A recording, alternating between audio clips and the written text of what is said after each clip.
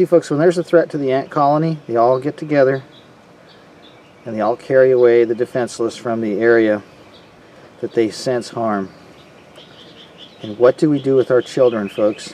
We put them into public schools where there are microwave systems that are sterilizing them. And we let them get away with doing this to our children. How many years have I explained what has been going on to the children in Fullerton? And how many years have you done just the opposite of what you should have done? Instead of carrying your children out where the harm is imminent, you bring them in every morning. I wanted to talk about, the schools, Jeff, because, children are, by the compulsory education laws, required to attend schools, and now they're all required to have an iPad or a Chromebook. And, these frequencies that are being used in the iPads and these Chromebooks, this Wi-Fi frequency, there are studies that have been conducted by the military. And there are studies that have been conducted on rats where if they apply a microwave transmitter to a rat's abdomen for 15 minutes a day for 15 days, and then they sacrifice the rat and analyze the ovarian reserves of this rat. In some cases, the rat's ovarian reserve or the egg stores in the female rat are down 70%. Now that's a rat, and that's only 2 weeks. Now they put the iPad antenna on the bottom of the iPad for a reason. Funniest thing, huh? Funniest thing. Where do you put your iPad, ladies? Put it right in your lap. The little girls do, and the little boys do too. These young children are putting this thing right on their reproductive organs. And if that isn't crazy enough, Jeff, if you go to the FullertonInformer.com, and if you look at the tabs on the top, there's a tab called Apple 666, and if you click on that, it will go into the symbolism of the corporations that are involved in the coming 5G, like Artemis Technology. Their symbol is an inverted uterus. Artemis is also the goddess of fertility. Why would a coming 5G up-and-comer have an inverted uterus as their logo and name their product after the goddess of fertility? That's a really bizarre coincidence. I mean, why don't they call it like supercell generation or something, right? No, this is right in your face. The problem is people are in a situation where they don't understand what's being done to them. You basically have upwards of 70 devices going inside a room with metal walls. Ladies and gentlemen, that's a low-powered microwave oven.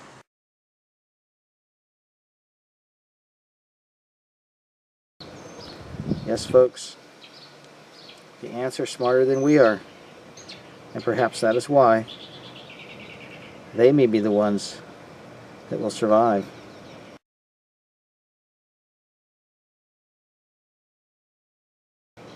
And just maybe, we won't.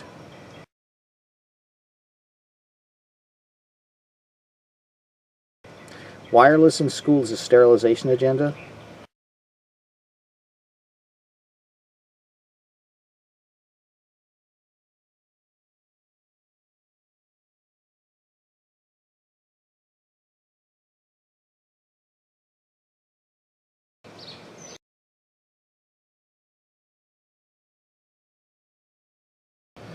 Go to Apple 666 Artemis in a Google or a Yahoo search engine.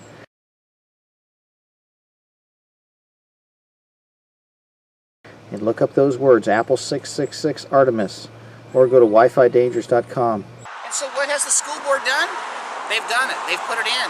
We've held this back for a couple of years. They were in a holding pattern for several years. They've finally gone forward and said, we're going to install this stuff. What does that tell you about our elected representatives on the city council level? And as a matter of fact, everybody on the city council, Bruce Whitaker, Greg Seaborn, Doug Chafee, Jan Flory, and Jennifer Fitzgerald have all ignored all of this information. FullertonInformer.com. And they did invite someone here to speak on the other side of Jay. It was me. It's a billion-dollar boondoggle, the third mortgage on a college district that has been placed on the ballot at the behest of the board members. But that's not what I'm here to talk about tonight. The sign did the trick on that.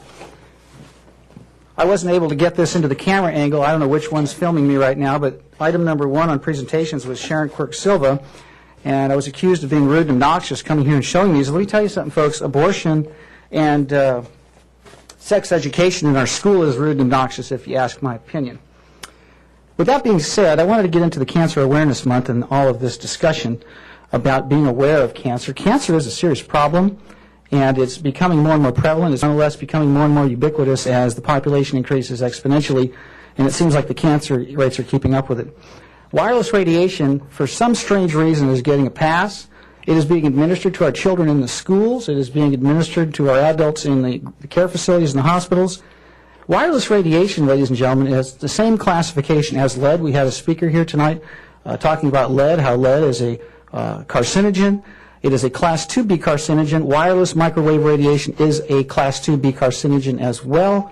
The World Health Organization designated that back in 2011. I'm not making this up. So I don't know where this disconnect is with all of the wireless proliferation and the level of denial that's taking place in our school district, and the people that are responsible for its implementation are thumbing their noses at this. The Volunteer of the Month issue, I think it's a wonderful thing. What a gracious woman we had up here. And she talked about such a wholesome community. Folks, I'm here to tell you that this community is not wholesome anymore. We have this going on. We got sex ed coming. We got forced irradiation of school children. We have people being murdered by the police, people being allegedly molested by the police. We have people that have allegedly had their lives threatened by the police. And it seems like every time there's something to do with an investigation, maybe shaking down a citizen like myself, you only show up on the council days. Tuesday morning seems to be the day you like to come and ask me questions. I think that's kind of odd, but nonetheless, it doesn't really warrant much more discussion, aside from the fact that, in my opinion, the police department hasn't learned its lesson. In terms of what is going on in this city, the foundations of this community need to be shaken. They need to be woken up. We have abortion on demand. We have the molestation of children with this curriculum coming with Common Core. We have the invasion of privacy. We have complicit, lackey board members that don't want to acknowledge what they're part of, and the extension has been given to them many times to do the right thing. This community is not what it used to be, ladies and gentlemen, and I would like to bring to mind the words of that woman's prayer. We have to be courageous and stand up for what is right. We can't go along to get along anymore. There's a lot on the line. The FullertonInformer.com is here to give you the other side that everybody doesn't want to tell you about. Thank you. And perhaps that is why they may be the ones that will survive. This information has been entered into the public record. This information has been presented to them personally. This information has been explained to them personally on video at city council meetings. And what have they done with it? This city is owned lock, stock, and barrel by establishment interests that have been holding this city in a death grip for years, if not decades. So what we're up against is almost an insurmountable challenge to wake people up in the face of such a chokehold that these lackeys have held on this community for decades. All I know is that if this continues, we are going to start seeing the bodies stacking up. Ladies and gentlemen, microwave emissions can kill people. Microwaves are a weapon. Microwave technology was developed as a weapon. They have had decades and decades to hone this down to the specific frequency, the specific power level, the specific distance to the source of their intended radiation, which in my opinion happens to be the reproductive organs. That's why the antenna is at the base of the iPad, and that's why it's conveniently held in laps by the children. And as far as the frequency that they've chosen, they have chosen 2.4 gigahertz to operate Wi-Fi on. Wi-Fi operates in the microwave spectrum. Wi-Fi operates at the exact frequency at which the maximum dielectric loss of water begins. We're 80% water, ladies and gentlemen. Nobody can dispute the fact that we're made out of water for the most part. Why do they choose the exact frequency that the water molecules start to rotate at? Why? Why did they choose that frequency to not have the FCC require a license? Let's see you set up a radio station and start broadcasting on any frequency you like. Guess what? You can't do that. You have to have a license. So why have they allowed 2.4 gigahertz, the exact frequency at which the maximum dielectric loss of water begins? That's when the water molecules start rotating on their axis to line up with the oscillations in the field, 2.4 billion times a second. Ladies and gentlemen, that is a massive amount of shaking going on to our bodies. I don't care how you slice this, folks. This stuff is a weapon. They could transmit data with light. I remember in my 6th grade science project back in the 70s, I got first place for a fiber optic presentation, running data through fiber optic cables. This is when I was in 6th grade. They had this stuff 40 years ago. So why are we spraying microwave radiation into classrooms at Troy High School with metal walls? Well, I can tell you right now, MJ Noor doesn't agree with it. Joe Imbriano doesn't agree with it. 220 scientists don't agree with it. Thousands of studies that are peer-reviewed don't agree with it. But we have people on the school board who could care less. They don't care. We have people on the PTA, the PTSA. They don't care. Nobody cares. Let me tell you something.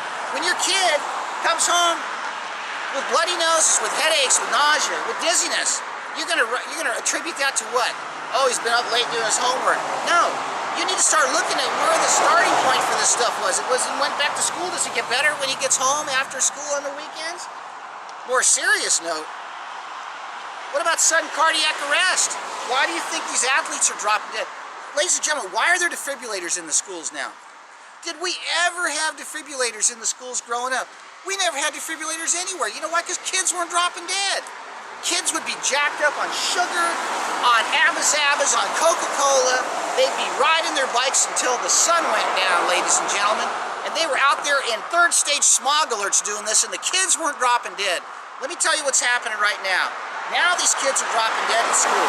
Perfectly healthy athletes dropping like flies out on the playground, on the basketball court. Do you have an explanation for this? Let me tell you something, folks. You would think they'd be tracking the data on this. Guess what? They're not. Let me tell you what's happening right now. There's a killing field going on in the schools, and one death is too many. And we've put the athletic director at Troy High School, Mr. Michael Silzer, on notice, and he has yet to respond on multiple occasions to the need and use in the proper training of defibrillators, and how, as the athletic director, he needs to know what to look out for and the signs and symptoms of the issues that these microwave emissions can induce in these children. What has he done? Nothing. He's ignored it. I have a next door neighbor, Mr. Jesse Knowles, who's the technology guru for this high school. He just had a brain tumor cut out of the side of his head. Thank God he's okay because he has a family.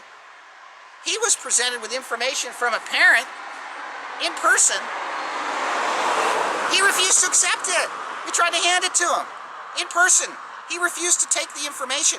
What kind of human being would refuse to accept information as it relates to the health and safety in terms of a perceived, if not potential, if not documented, if not real and imminent threat to children? How do you justify that? What kind of morality does that individual have?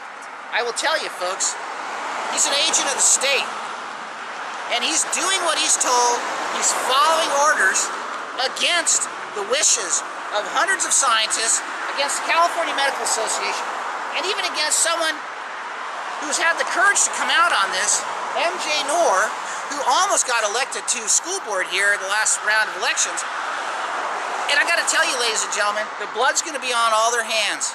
Because once somebody dies at Troy High School from microwave exposure, from sudden cardiac arrest, I can tell you who's going to end up in prison. And it's going to be everybody that we've put on notice on this, and everybody that's ignored this, the PTA, the PTSA, the teachers, the administrators, the staff, the moms and dads that drove by me every morning. I've got you all on camera driving by me ignoring this. You think this is some sort of a joke? It's not a joke, folks. These are our children. And what kind of human being doesn't stand up for their children? I would like to know the answer to that question. Why did you save 9 months of your life to carry them to term and stay up years and years and years of your life caring for them when they were young, just to hand them over to this meat grinder? And let me tell you something, folks. When you put a kid in a room with metal walls and microwave devices, that's a meat grinder. It may not be obvious on the outside, but what's happening to their internal organs, what's happening to them at the cellular level, is documented. The science is there. The debate is over.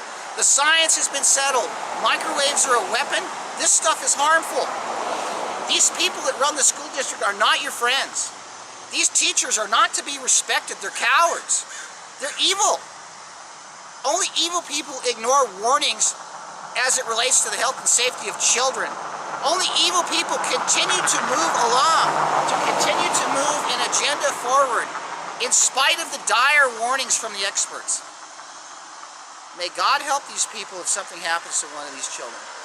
I don't want that to happen, but because of the laws of probability, because of the reality of what we face, it's an inevitability. Ladies and gentlemen, I just hope that one child isn't your own. This is Joe Imbriano out in front of Troy High School. Thank you. Yes, ladies and gentlemen, that's what we've been trained to do. to turn our back on our fellow man. You see, folks, when there's a threat to the ant colony, they all get together and they all carry away the defenseless from the area that they sense harm. And what do we do with our children, folks? We put them into public schools where there are microwave systems that are sterilizing them. Troy High School in Fullerton, California has metal walls in it. A parent and I had taken a tour of the school and had determined that this school has metal walls in it. Now what they've done is they've put microwave transmitters called Wi-Fi access points inside the school classrooms, and they're going to be running 35 to 40 Chromebooks per classroom, as well as the children's cell phones that are on all day in Wi-Fi mode because they want to get on their Instagram and play Pokemon. So you basically have upwards of 70 devices going inside a room with metal walls. Ladies and gentlemen, that's a low-powered microwave oven. And we let them get away with doing this to our children. How many years have I explained what has been going on to the children in Fullerton? And how many years have you done just the opposite of what you should have done? Instead of carrying your children out where the harm is imminent,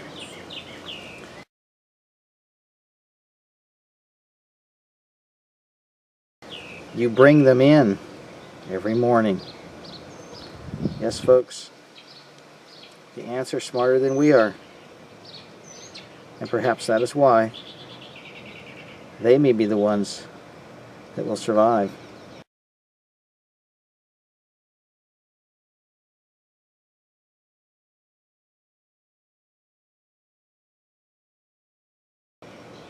And just maybe, we won't.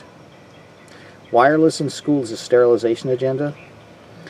Go to Apple 666 Artemis in a Google or a Yahoo search engine and look up those words, Apple 666 Artemis, or go to WiFiDangers.com and look at what stares everyone in the face that is too obvious to ignore.